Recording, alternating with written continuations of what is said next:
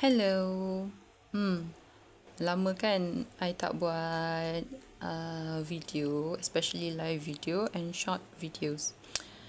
Tak apalah, sesekali kita bercuti daripada buat video sebab kita nak rakyat faham dengan maklumat video ni, bukan hanya untuk diketawakan atau hanya untuk ditertawakan oleh penyokong-penyokong Islam.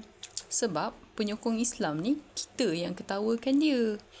Kita ketawakan dia. Kalau faham konsep Islam ni untuk kita ketawakan dia, faham? Sebab rupanya kantoi main sihir. You bayangkanlah.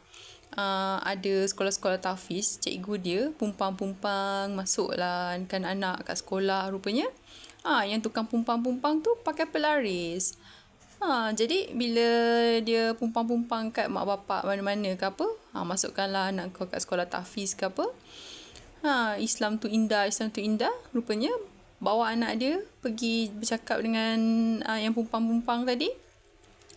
Dah anak dia terpesona dengan Islam. Wah, ikut ajaran Islam tu indah. Sebab tu dia jadikan yang pumpang-pumpang tu tok guru dia yang tolong dia bawa masuk Islam, mengenalkan Islam lah apa semua kan. Lepas tu dia berdera pula budak tu, kena ikut cakap tok guru, kena ikut cakap tok guru. Kalau tak nanti takut tersesat akidah tu lah apa semua. Sedangkan budak tu Tuhan yang guide, betul tak? Jadi jangan cakap kau dulu sekolah tahfiz lah, sekolah agama Abim lah apa semua. Macam ni jadi tak pakai baju lah apa. Siapa tak pakai baju kan? Kita pakai baju, kita hanya tutup buntut, tetek dan pusi ke ataupun kemaluan kita panggil kan. Tapi orang Islam dia dah kantoi main sihir, jadi dia gunakan tak solat tu lah penyebab bukan akal masuk syurga, sebab tu dia tiru.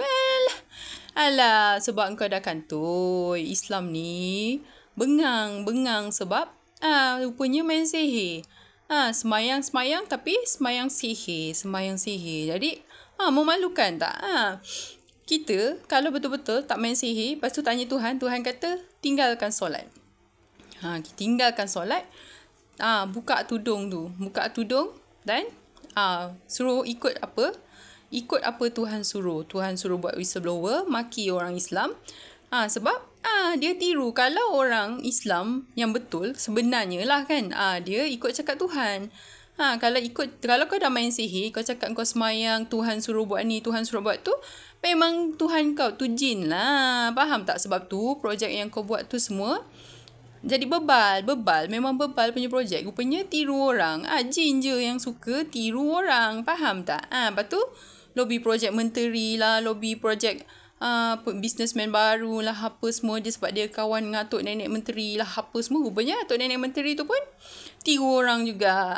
Padan muka dah semua kantoi sebab rupanya main sihir. Patutlah kita tengok kenapa bodoh sangat orang Islam ni.